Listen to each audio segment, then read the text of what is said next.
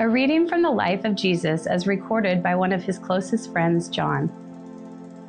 It was just before the Passover festival. Jesus knew that the hour had come for him to leave this world and go to the Father. Having loved his own who were in the world, he loved them to the end. The evening meal was in progress, and the devil had already prompted Judas, the son of Simon Iscariot, to betray Jesus. Jesus knew that the Father had put all things under his power, and that he had come from God and was returning to God. So he got up from the meal, took off his outer clothing, and wrapped a towel around his waist. After that, he poured water into a basin and began to wash his disciples' feet, drying them with the towel that was wrapped around him. When he had finished washing their feet, he put on his clothes and returned to his place.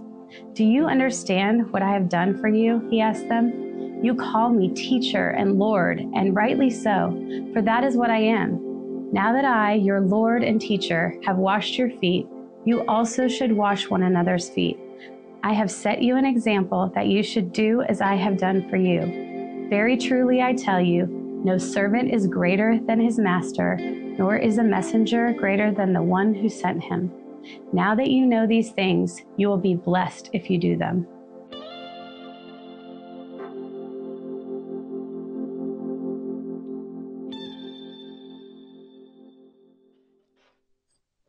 Good morning, everybody. My name is Nathan, and I'm on staff here at the church. And I have 4 daughters that we took back to school shopping this year, which as a dude, I did not know was not as simple as just finding things that fit. This was an event, as much of an event as like a fantasy football draft is for dudes, which I also know nothing about. And so I was out of the loop on the whole thing, but there were snacks and drinks and lunch involved. It was a whole deal, and it led me to my mortal enemy, Target. And while we're checking out, I'm asked by Target in the checkout line, "Do you want to donate to such and such charity?" which is a pretty commonplace thing these days on transactions. And one of my daughters oversaw it and said, "Hey, why is it that Target wants us to donate to that charity?" One of my other daughters quickly responds and says, "Well, it's because Target cares about those people." And I said instantly, "Well, no, that can't be it.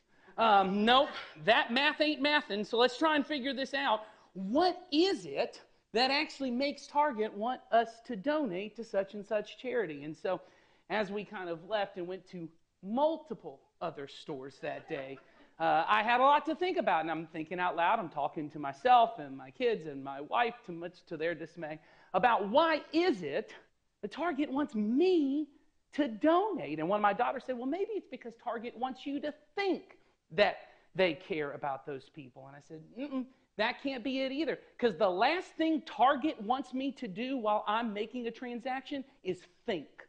The last thing that Target wants me to do is to use my brain for a moment. So it ain't about what I think. Plus, if they wanted me to think, they could donate on my behalf. I mean, if Target really cared about the issue, Target's going to have to donate money at the end of the year to write it off on their taxes anyway. They could just do this on my behalf and say, "We're rounding up to every dollar on your behalf."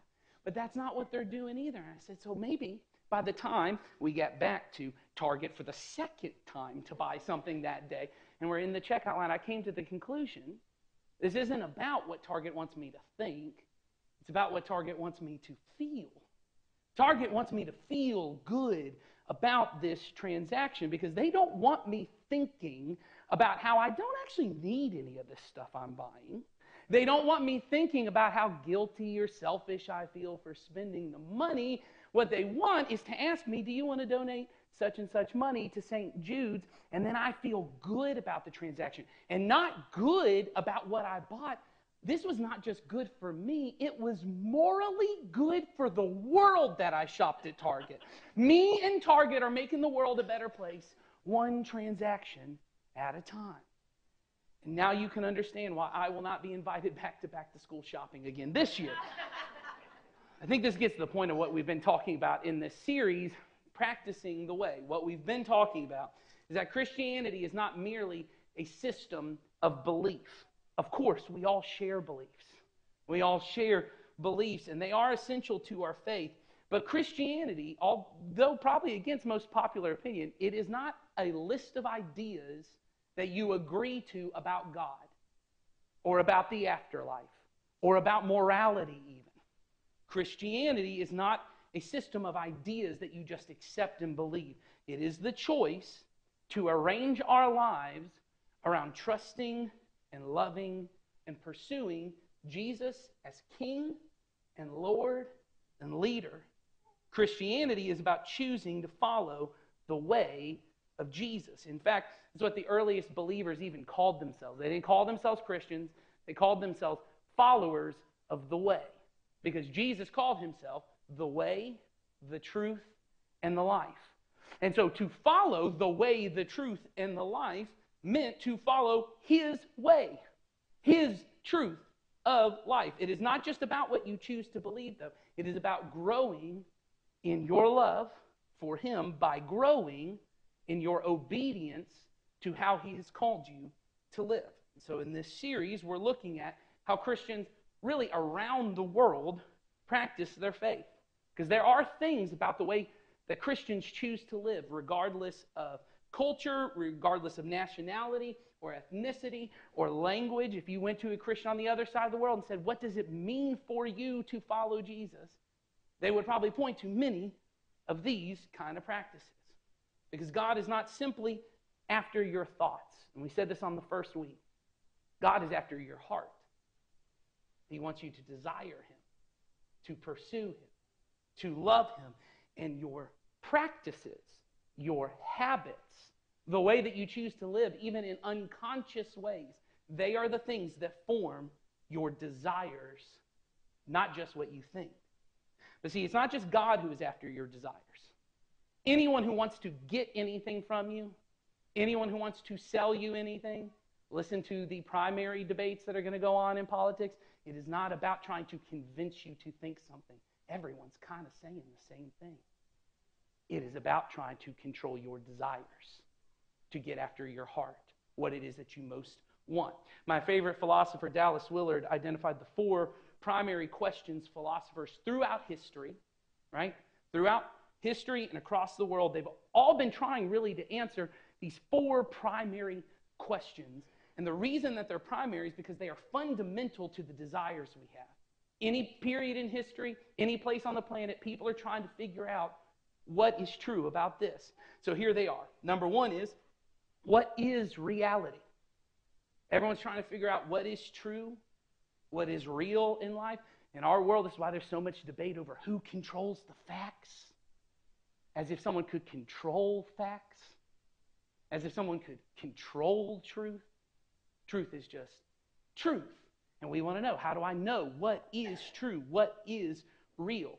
And that is fundamental to answering the other 3 questions, which is, who is really blessed, or who really has the good life, is the way we say it. How do you really have the good life? More than that, who is a good person? I don't just want good things in my life. I want to know I'm good. At the end of the day, when I look at myself in the mirror, I want to know I'm a good person. And then 4th, how do I become a good person? And every culture, every time period has come up with different answers to those questions. But this is really what we want in life. I want to know that the life I'm living is good and pleasing. How do I know I have the best possible life? Right? All self-help books are around this. How to have the good life. Right? All advertising is around this. How to have the good life. And I want to know that I am good. And see, this is what advertising companies are going after. They are trying to convince you, if you want the good life, you need our product.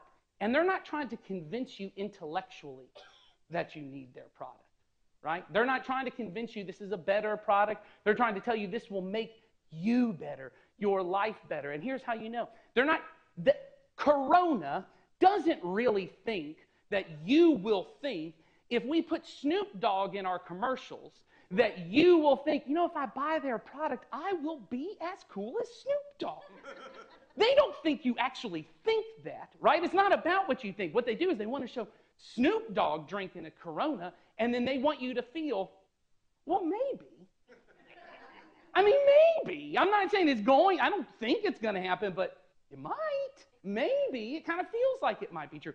This is why the whole donating on every transaction is so brilliant, because now when you visit Target, you get to answer all those questions. Here's how I know what's real. I stood in the checkout line, and all this stuff I bought, it's going to give me the good life. Now, if you thought about it, that coffee tumbler ain't making your life any better. If you thought about it, you kind of feel like it is, and you feel a little guilty, and then they say, hey, do you want to round up your 43 cents to the next dollar, give it to St. Jude's? And you go, well, maybe that'll make me a good person. And you don't think I'm a good person because I donated 57 cents, but you feel, maybe. I'm certainly better than the person who didn't donate the 50 cents. And no, this coffee tumbler is not going to change my life. Maybe. Maybe I'll start my morning, I'll just be in a good attitude because I got good vibes from this coffee tumbler. Maybe. Because it's not about what you think. It's about what you feel. It's about what you desire. And Jesus also had answers to these questions. What is reality? God. God in his kingdom. There is no greater reality than life with God. Jesus said he was the way, the truth, the life. Not one way out of many. Not his personal truth and you got your personal truth. The way, the truth, the only life that actually is good and pleasing because it's the only one that lines up with reality. Not the lies that we buy into that maybe a couple more purchases and my life will be good. Maybe a little more respect at the office and my life will be good. Maybe a little more exciting sex and then my life will be good. It doesn't work because it doesn't line up with reality. But the only way, the only truth that lines up with a good life, which is the second question, is Jesus' way. What is the good life? Anyone who lives in God's kingdom, here's the part we don't like, under his authority. In God's kingdom, under his authority. Jesus said to seek first God's kingdom and his righteousness, and all this stuff we worry about, it'll take care of itself. You center your life, you point your life towards God and his kingdom, and that's a good life. This means that a good life is not found in a Tesla, or F-150s are more your vibe, an F-150. It's not found in a solid retirement, great vacation, or an exciting sex life, or more money than you know what to do with. The good life is found with God under his rule. And if we live in this way, we become, question 3 and 4, a good person. Jesus said, in his view of reality, the good person is the person who can love the Lord your God with all your being and love your neighbor as yourself. But here's the truth. God defines reality, so you don't get to define what love is. He does. And Jesus said that love, loving God, loving others, it looks like the cross. On the night before Jesus went to the cross to show his followers what real love looked like, he sat down to have a final meal with them. It would be at this meal that Jesus would give his new command to love one another like he had loved them. But before any of that took place, Jesus demonstrated what a blessed or good life in his kingdom looked like in a shocking way. One of the disciples at this meal, John, would later write about this event like this. Jesus knew that the Father had put all things under his power and that he had come from God and was returning to God. Now, think about that phrase. All things were under Jesus' power. Jesus had all power to shape reality how he saw fit. Jesus had the power to control things in whatever way he wanted them to go. And instead of getting out of going to the cross, instead of sitting on an earthly throne and making people serve him, instead of what most of us think is the good life, Jesus chooses a different kind of good life. He desired something different. So he got up from the meal, took off his outer clothing, and wrapped a towel around his waist. After that, he poured water into a basin and began to wash his disciples' feet, drying them with the towel that was wrapped around him. Now, I don't think Jesus desired washing feet, but I think he desired to serve his disciples. He desired to express his love for them. Most parents don't desire waking up 3 times a night to change and feed their newborn baby, but when our children cry, there is a desire within us to go to them. We desire to care for them. We don't want that to be someone else's job. We know that a good life is one where we can care for our children. Because we love them, we want good for them, and we want to be the ones who can do good for them. And John begins the story by saying that Jesus loved his own who were in the world. He loved them till the end. Jesus loved his disciples by taking on the very nature of a servant. It was the lowest servant who was given the job of washing the feet of dinner guests. But in God's kingdom, it's the king who gets this responsibility. And as you can imagine, the disciples are shocked by this and even a little embarrassed and offended. Peter doesn't even want to let Jesus do this, but Jesus makes clear, you can't be in my kingdom if you do not allow me to serve you. So Peter relents and lets Jesus serve him in a way that Peter found so demeaning. And then, when he had finished washing their feet, he put on his clothes and returned to his place. Do you understand what I have done for you? He asked them. You call me teacher and Lord, and rightly so, for this is what I am. Now that I, your Lord and teacher, have washed your feet, you also should wash one another's feet. I have set you an example that you should do as I have done for you. In his final meal with his followers, Jesus was establishing a picture of what life in the kingdom would look like for his followers once he had returned to his Father. It's at this meal that Jesus speaks about the Holy Spirit who would live within his believers once he left. And at this meal, he gave them the meal we call the Lord's Supper to honor and worship him. And at this meal that he gives them the command to love one another, meaning their fellow disciples, like he had loved them. Jesus is not just establishing a personal relationship with each of his followers, he's forming them into a community of love. And so he begins the meal by giving them an example of the way in which they should lay down their lives to love and serve one another. By the end of the next day, he would show them the greatest version of this love. But in washing their feet, he was giving them a practical, day-to-day example. Love means serving one another. And he tells them, now that you know these things, you will be blessed if you do them. This is how we answer those deep desires. How do we have the good life? How do we become blessed? It's not through knowing or believing more. You'll be blessed if you commit yourself to serving one another like God has served you. Jesus once said, those who want to be the greatest in his kingdom must be the servant of all. The good life is not found through climbing the ladder of success or acquiring more purchases or having more vacation or family experiences or having the life we always dreamed of. It's becoming the kind of person who loves others through selfless, sacrificial service.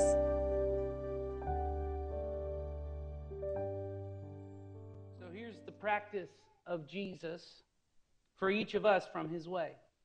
Christians are people who practice humble service towards one another for the sake of giving our lives away to King Jesus. Another way to say it is, we serve one another to serve Jesus. We love one another to love God. John, who wrote this story from Jesus' life, would go on to write another letter to the early church, and it's all about what it actually looks like to live out this new command that Jesus had given them, to love their brothers and sisters in Christ the way that he had loved them. And it is only from a community of love. There we go, sorry. I didn't hear it at first, and then I heard it about halfway through. I was like, someone trying to get my attention? It is only from a community of love, a community centered around loving God and loving one another, that we can ever really be formed into the kind of people who could love our neighbor, love people outside the community, love our enemy. It is only by being formed in a community of love that this is even possible. Here's how John says it in 1 John. He says, this is how we know what love is. Jesus Christ laid down his life for us, and we ought to lay down our lives for our brothers and sisters. Notice the way that John puts it here. He's saying, this is how you even know what love is. I think there's something in all of us that thinks, well, everyone just knows how to love. I mean, it's just like instinctual for you. Of course you love whoever you want to love. But John says, no. This is how you know what love is. Jesus Christ laid down his life, and you ought to then lay down your life for your brothers and sisters. That you can't even experience real love until you have somehow reciprocated it. If you've been around here for a while, you know we have a phrase that we say every week, which is, go love everyone always. In fact, we think this is a really good summation of Jesus' commands. It's to love everyone always. We put this on shirts a while back, and we gave it to everybody, and a lot of you probably still have those shirts, and you've worn them out in public, and I guarantee you, nobody has ever come up to you and said, love everyone always. How dare you? How offensive is that? Love everyone always? It's because for most of us, love is primarily a sentimental, vague kind of notion.